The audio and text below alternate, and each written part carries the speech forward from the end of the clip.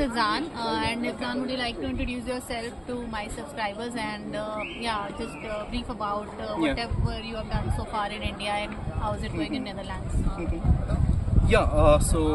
My name is Hifzan, and I am currently working as a senior data engineer in Elsevier, that is in Amsterdam. And prior to this, I had total around 7 years of experience. So I had been working in India in different cities and in different companies. I would say I'd worked with the ZS Associates, and last company it was like Walmart. I was a colleague with the one. I had a great exposure, I would say, in terms of data engineering, which I got from India, and it helped me to get a job in the Netherlands, I would say.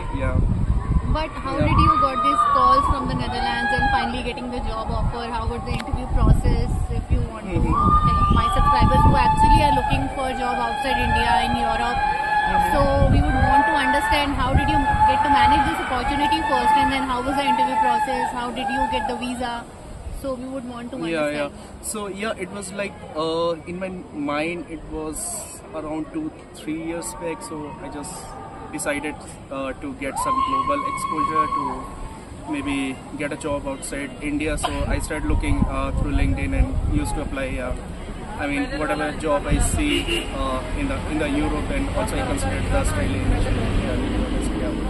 So it's like the process was a bit slow. It took me around more than 2 years. So I used to apply around 10 to 12 jobs each day, and within this time frame I got around, I would say, 3 calls from the companies from Europe.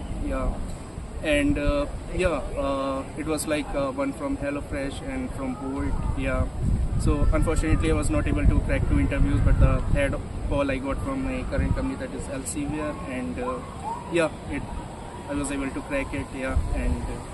Just decided to. So you have to be very much consistent in terms of applying. You have to keep applying. In the interview process, I would say it is pretty much easy, I would say, as compared to what we have in India, because they don't ask anything. It's like what you have written in your resume. So that is what they just considered, and will ask the questions based on the past experience, and also it would be like assignment based. So you would be having a sufficient time to maybe prepare for that. Okay. And how do you see it different from the work life you had back in India and now you have it in Netherlands? What is the difference you feel? It's a great difference. I would say. Because work-life balance, it is a very important thing there, and it's a hard line that you just start your job at whatever time if it is for 8 hours, so you start from 9:30 to 5 or something. And also I mean, some companies used to have just 7.2 hours per day. So in that scenario, it's much more flexible, I would say. And also most of the companies, at least in Netherlands, they provide the hybrid model, and it's like you just need to go to office just once a day or maybe once a month. That way.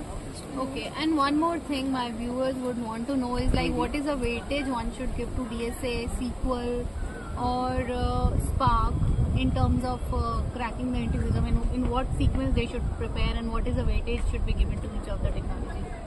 So it's a data structure. It should be at the maybe a lowest priority if you are going for the data engineering. I'm not overseas, sure about, because in India data structure is must. Indeed. So because the interviews which I had given, they were mostly assignment based, I would say, and they have given the question regarding Spark. So I would say to have a great grasp on the Spark, at least.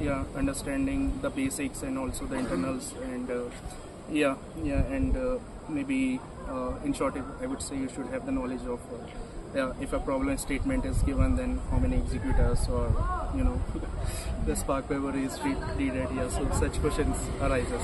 So in a nutshell, you should be good at whatever you have done in your projects, rather than having this bookish knowledge. And whatever you have mentioned in your resume, so you should be very much comfortable explaining that.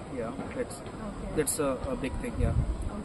And let's talk about the salary structure. So what is the average range for a senior engineer or a senior data engineer or an engineering manager in Netherlands if we compare it to India? I mean, do you see the bigger difference, or what exactly is the state?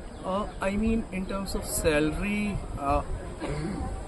the companies I mean, some top companies offering in India along with the stock. So I don't see much difference, I would say, because in Netherlands it's like you would be getting as an engineer or senior engineer somewhere between 60 to 80 or maybe 100k euros. Yeah. So yeah, in that sense, there's not much difference. But there are some companies like if you're gonna crack the Meta or something like maybe Uber, yeah, such companies, then there could be a difference. But otherwise, yeah, I would say, yeah, it's pretty much same. Yeah. Okay. So one last question, since you have already worked in companies like Walmart, so do you consider coming back and getting a job again or trying for a job again in India, or you would still be wanting to continue there? It's a tricky question for everyone, but still, yeah, many of the people want to have that perspective, like if people want to come back, or what exactly is the situation there, how is the job market there, do we have enough jobs there? Yeah, we have the enough job, at least in Netherlands and Germany. I would say there are a lot of IT companies and also few startups coming up. Yeah.